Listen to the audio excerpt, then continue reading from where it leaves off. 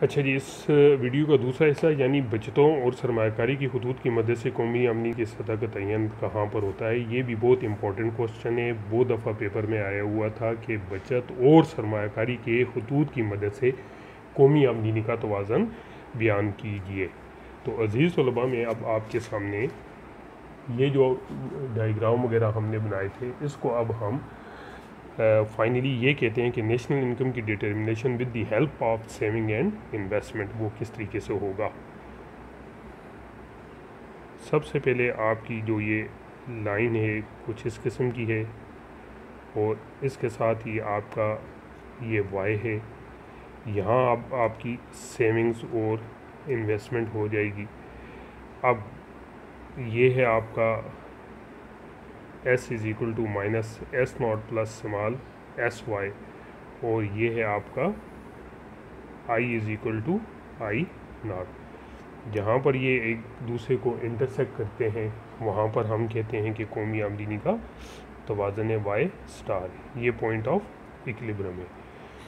अच्छा जी, अब सिचुएशन ये है कि कौमी आमदनी का तवाज़न यहाँ पर भी हो सकता है और इससे ऊपर भी हो सकता है। इफ़ सम टाइम अगर आपका तवाज़न की ये सूरत हाल हो या आपके तवाज़न की ये सूरत हाल हो, यहाँ पर आप G और H है, ये वो वाली सूरत हाल है जहाँ पर हम कहते हैं कि सेविंग ग्रेटर देन इन्वेस्टमेंट है या saving is equal to investment है। यहाँ पर ये M और N पोर्शन है। अब आप इसमें ये कह सकते हैं कि ये वाला जो पोर्शन है यहाँ पर आपकी इन्वेस्टमेंट ग्रेटर देन सेविंग है। केन्स के मुताबिक कौमी आमदनी का तवाज़न जिस तरह AD और AS मेथड से हमने किया था, जो गुज़िश्ता लेक्चर में था, कुछ इस न्यू ईयर की डायग्राम बनी थी। अब यहाँ पर अब हम कहते हैं कि सेविंग और इन्वेस्टमेंट मेथड से कौमी आमदनी का तवाज़न वहाँ पर होता है जहाँ पर S greater than I, S is equal to I हो जाए। तो ये अज़ीज़ तलबा, ये मेथड जो था कल के लेक्चर की तरह ये था कि कौमी आमदनी का तवाज़न कहाँ पर होता है, जहाँ पर मजमूई तलब मजमूई रसद के बराबर हो या सेविंग और इन्वेस्टमेंट आपस में बराबर हो जाए। तो इस मेथड को हम कहते हैं कौमी आमदनी का तवाज़न। अगर हम मैथमेटिकल वे से इसको हल करें तो आपकी S की इक्वेशन ये है और I की इक्वेशन क्या है, नॉट है। तो जहाँ पर बचतें सरमायाकारी के बराबर हो जाए वहाँ पर कौमी आमदनी का तवाज़न होता है। अब सेविंग की इक्वेशन क्या है, minus S not plus small S Y and I is equal to I not.